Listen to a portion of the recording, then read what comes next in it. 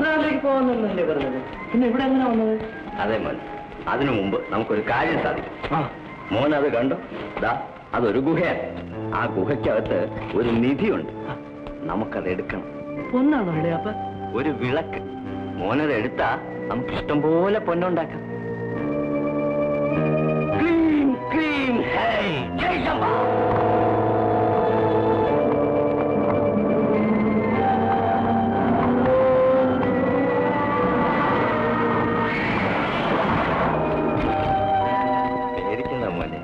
മോനീ ഗുഹയ്ക്കുള്ളിലേക്ക് ഇറങ്ങി നടന്ന ഗുഹയുടെ അങ്ങേ അറ്റത്ത് ഒരു വിളക്ക് കാണും. മോനത് എടുത്തോണ്ട് വാ. അയ്യോ, എനിക്ക് പേടിയാന്നു. ഇളയാപ്പ കൂടെ വാ. എളാപ്പയ്ക്ക് വരാൻ പാടില്ല മോനെ. മോനൊന്നുകൊണ്ടും പേടിക്കണ്ട. ഇതാ ഈ മോതിരം ഇട്ടോളൂ. ഈ മോതിരം ഇട്ടാ ഒരാപത്തും വരും.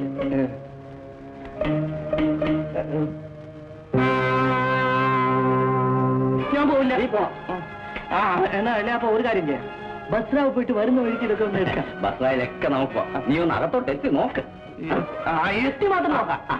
ഒന്ന് എത്തി നോക്കാം. ഇളയാപ്പ കുറെ പിടിച്ചോളൂ. നീ ഒന്ന് നോക്ക്. അതൊക്കെ അതൊക്കെ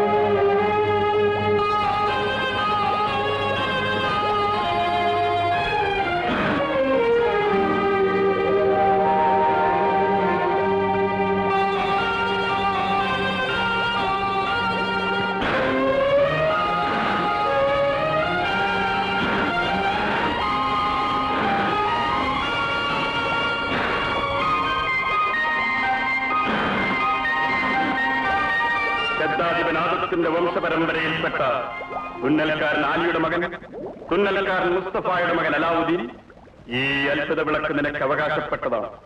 നീ ഒരിക്കലും ഇത് നഷ്ടപ്പെടുത്തരുത്. ഇത് സൂക്ഷിക്കുന്നവൻ ലോകത്തിലെ ഏറ്റവും വലിയ ഭാഗ്യവാനായിരിക്കും. പുറത്തു നിൽക്കുന്നത് നിന്റെ എളാപ്പയല്ല, ഒരു ദുർമന്ത്രവാദിയാണ്. ഈ വിളക്ക് നീ അവന് കൊടുക്കരുത്. കൊടുത്താൽ ജീവനാശവും വംശനാശവുമായിരിക്കും ഫലം.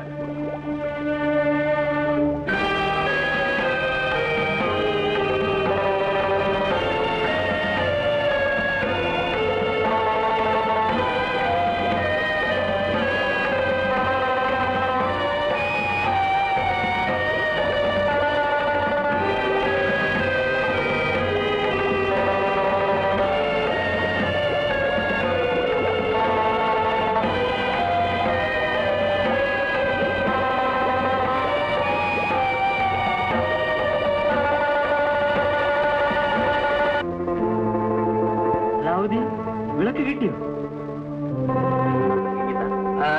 എന്നെ മേളി കയറ്റി വിടും. ഇളാപ്പിക്കില്ല. ഇല്ല, ഞാൻ വിളക്ക് തരില്ല. എനിക്കറിയാം നിങ്ങൾ എന്റെ ഇളയാപ്പയല്ല, മന്ത്രവാദിയാണ്, ദുർമന്ത്രവാദി. അതാവുദ്ദീൻ, നീ ഗുഹയിൽ കിടന്ന് മരിക്കുന്നോ അതോ വിളക്കെനിക്ക് തരുന്നോ?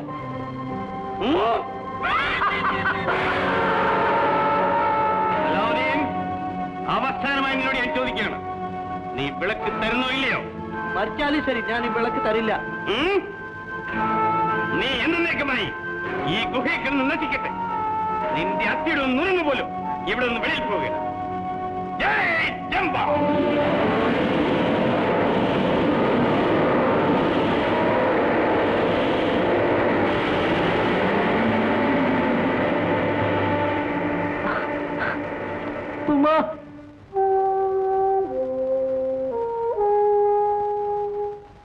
എന്താ മോളെ? ഉമ്മ തന്നയച്ചതാണ്, വീട്ടിലുണ്ടാക്കിയതാണ്. എന്റെ മോന് ഏറ്റവും ഇഷ്ടമുള്ള പലഹാരമാണ്. അവനില്ലാതെ എന്തിനാ മോളെ? ഉമ്മ കഴിച്ചോളൂ. കഴിക്കാം മോളെ. എന്റെ മോനിപ്പോ എന്ത് ചെയ്യാനാവോ?